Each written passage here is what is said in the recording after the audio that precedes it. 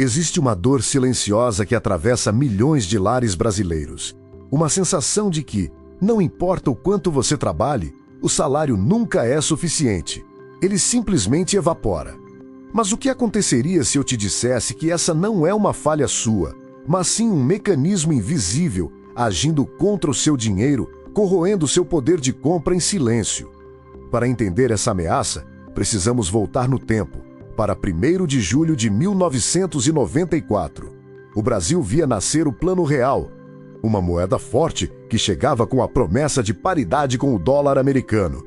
Naquele momento, imagine, uma única nota de R$ 200, se existisse, teria um poder de compra que hoje mal conseguimos conceber. Era o equivalente a R$ 1.000 atuais.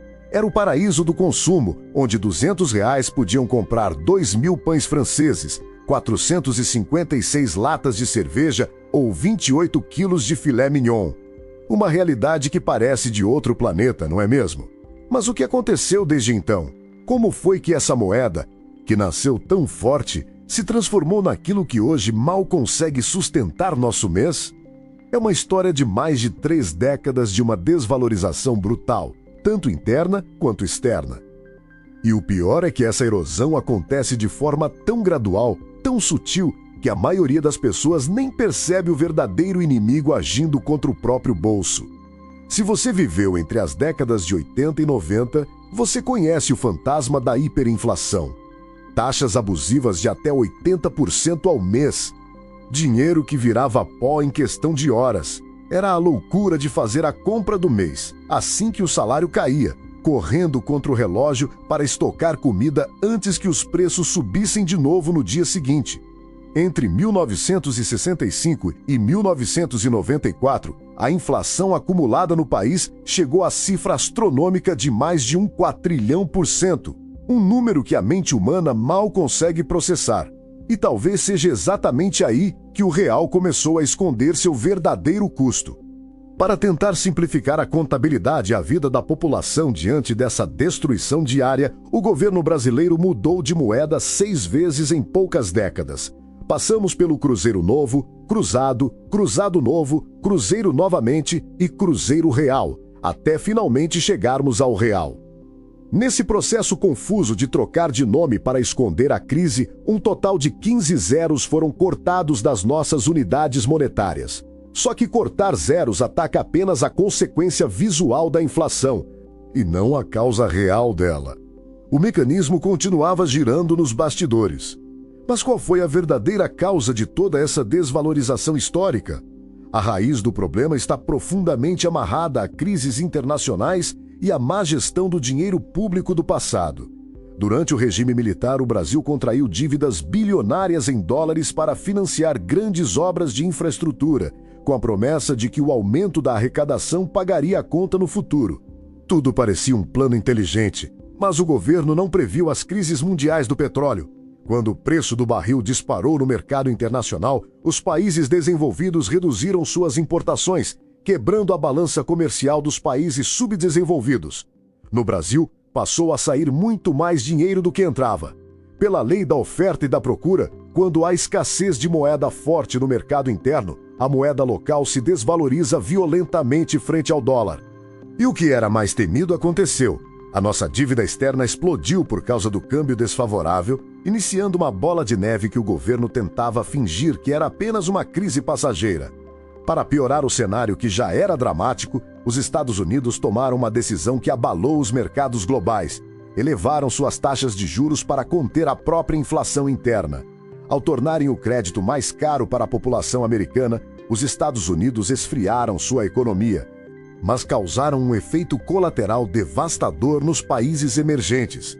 Com juros altos na maior economia do planeta, o capital estrangeiro fugiu do Brasil e migrou para a segurança dos títulos públicos norte-americanos, que ofereciam alta rentabilidade e risco quase zero. Sem dólares circulando por aqui, a moeda brasileira despencou. O governo tentou fazer 2 maxi-desvalorizações forçadas, de 30%, para tentar incentivar as exportações, mas o plano deu errado.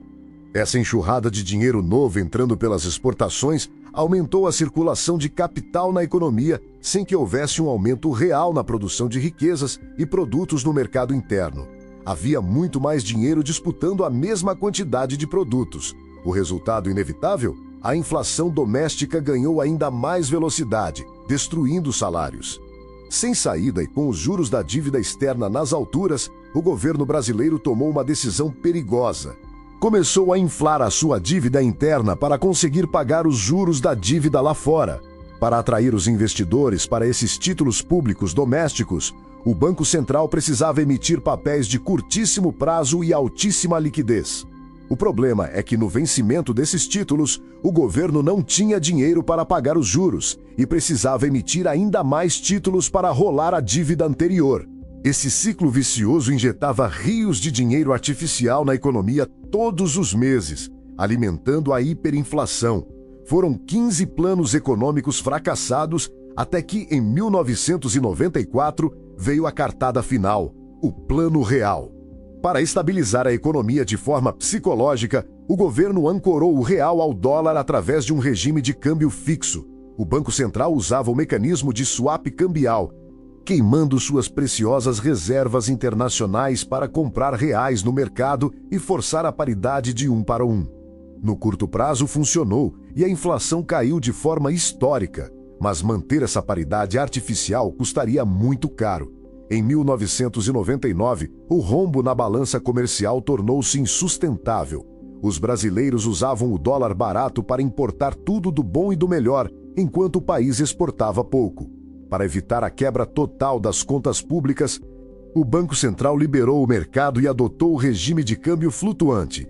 Em apenas 2 semanas, o dólar disparou de R$1 para R$ 1,90. A partir dali, o real passou a valer o que de fato valia no livre mercado. Embora o câmbio flutuante tenha equilibrado a balança comercial ao encarecer os produtos importados, ele deixou o trabalhador brasileiro refém da variação da moeda americana. E isso afeta diretamente o seu cotidiano até hoje. Sabe aquele pãozinho francês que você come todas as manhãs? Quando o dólar sobe, ele fica mais caro. Isso acontece porque 40% de todo o trigo consumido no Brasil é importado, e essa transação é feita puramente em dólar. O mesmo vale para combustíveis, eletrônicos e matérias-primas industriais. A inflação do real desde 1994 já passa de 525%, enquanto a do dólar, no mesmo período, foi de apenas 74%. O real nunca conseguiu preservar o patrimônio como a moeda americana. O seu salário não está sumindo por acaso. Ele é vítima de um processo histórico de instabilidade política, corrupção e um Estado grande e ineficiente que gasta mais do que arrecada. Governantes frequentemente expandem os gastos públicos e a carga tributária em medidas populistas de curto prazo, focando apenas em garantir a reeleição. Eles deixam a conta dos juros e da inflação para o próximo governo e para a população pagar lá na frente. Por isso, é um movimento quase natural que você aprenda a proteger o seu patrimônio da governança brasileira. E existem caminhos para fazer isso. Comprar dólar físico em espécie é uma péssima opção, pois o dinheiro guardado embaixo do colchão não rende nada e ainda sofre com a inflação americana de longo prazo. Investir em BDRs são recibos de ações de empresas estrangeiras negociados na própria Bolsa Brasileira em reais. Eles acompanham o dólar, mas ainda sofrem com a baixa liquidez do mercado local. Investir diretamente no exterior. Abrir uma conta em uma corretora internacional para acessar o mercado de capitais norte-americano. Essa é a forma mais sólida de proteger seu poder de compra, permitindo que seu patrimônio renda em moeda forte, longe do risco fiscal do Brasil. O seu salário não precisa evaporar nessa engrenagem invisível. Se você quer recuperar o controle do seu futuro financeiro e entender como proteger seu patrimônio das decisões políticas, faça a sua jogada. Deixe o seu like, inscreva-se agora mesmo no canal Mito e Moeda e ative o sino de notificações. Deixe nos comentários, você já começou a dolarizar o seu patrimônio para fugir da inflação? Nos vemos na próxima revelação de bastidores. Até lá!